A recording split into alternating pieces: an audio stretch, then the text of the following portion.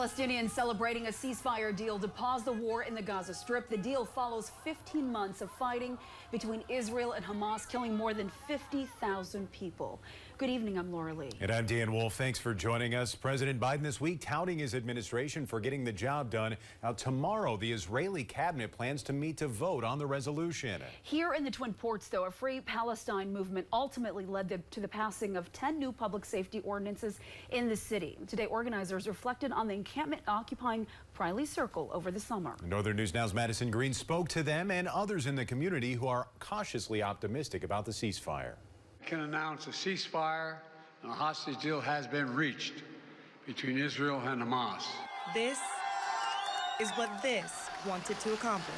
My heart is so overjoyed. Palestinians are elated, and my heart really goes out for them. One of the organizers of the encampment occupying Priley Circle over the summer, Angel DeBro, says even though the demands of the Palestine Solidarity Working Group were all denied a solidarity resolution by the city, it was still a success.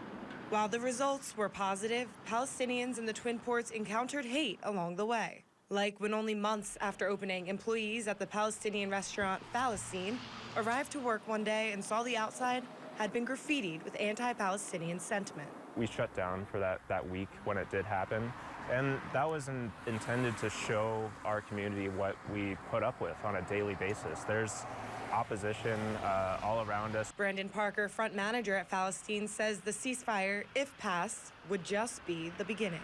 Cautiously optimistic. The people of Gaza need relief now, and this opens the door to that. There's so much work to be done. Parker says here in the Twin Ports, Palestine is a place that will open its doors to get the work done. I mean, you look at the front window here, it's a politicized space that we should be encouraging more businesses, especially locally, to be speaking out about these issues. You know, silence is deafening.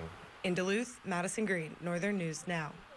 Madison, thank you. Now, Parker believes people need to continue to pay attention as we prepare for the Trump administration to take control in just 4 days.